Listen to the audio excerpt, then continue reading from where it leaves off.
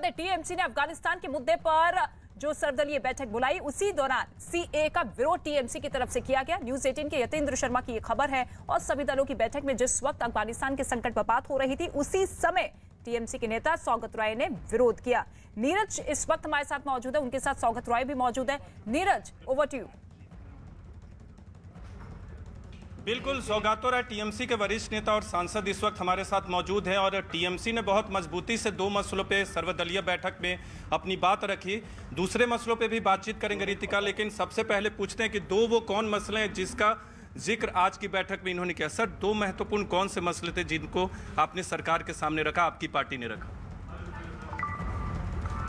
हम तो पहले ये बताया कि हम सरकार के साथ है, या अफगानिस्तान में जो संकट है इसके समय हम सरकार के साथ रहेंगे। हम उठाया कि जो भारतीय नागरिक अभी तक अफगानिस्तान में पड़े हुए हैं उनको मसला जी, और अफगानिस्तान में हमारा जो इन्वेस्टमेंट हुआ है, प्रोजेक्ट हुआ है, उसको मसला। तो सरकार तो बोला जो भारतीय नागरिक है उनको वापस लाने में वो पूरा कोशिश करेंगे, लेकिन हमारे प्रोजेक्ट के बारे में वो कुछ खास बता नहीं पाए जी।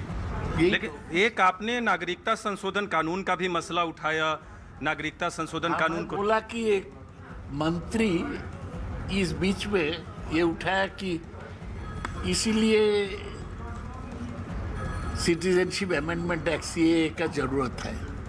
हमने मीटिंग में बताया इस समय ये सब डिवाइसिव इशू उठाना नहीं चाहिए, देश को एक रहना है और मंत्री लोग ये सब ना उठाए। तो आपने क्या नागरिकता संशोधन कानून पे सवाल उठाया सर बैठक में? क्योंकि शिवसेना, जब आपने ये बात रखी तो शिवसेना ने कहा कि इसी की वजह से लोगों को लाने में आसानी हो रही है, जो अफगान सिख हैं या अफगान हिंदू हैं। शिवसेना के बारे में मैं नहीं बता सकता हूँ। ये मुझे कहना है कि देश में कुछ लोग नागरिकता संशोधन आइन कानून के पक्ष में हैं, कुछ विरोध में हैं। हम लोग विरोध में हैं।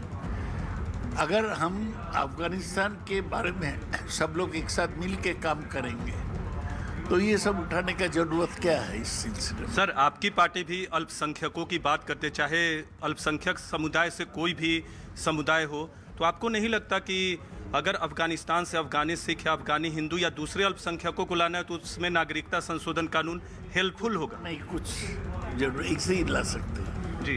कुछ नागरिकता संशोधन कानून का कोई जरूरत नहीं है, कोई जरूरत नहीं है। अंतिम सवाल करूंगा, अब क्या उम्मीद है सरकार से आप लोगों को?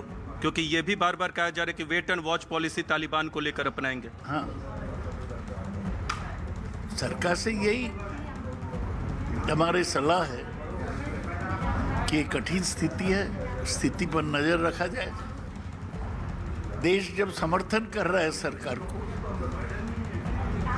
तो ये देखना कि भारत आइसोलेट ना हो, सबके साथ ताल्लुक रखे और हमारे नागरिकों को स्वार्थ पहले से देखें। तो रितिका, नागरिकता संशोधन कानून का मसला उठा था। सौगातो राय ने कहा कि इस मसले को नहीं उठाना चाहिए, नागरिकता संशोधन कानून के खिलाफ में है टीएमसी, और ये भी साफ कह रहे हैं कि अल्पसंख्यक समुदाय को अगर दूसरे देशों से भारत में लाना है तो उसके लिए नागरिकता संशोधन कानून की कोई ज़रूरत नहीं है। लेकिन अफगानिस्तान पे सरकार जो भी पक्ष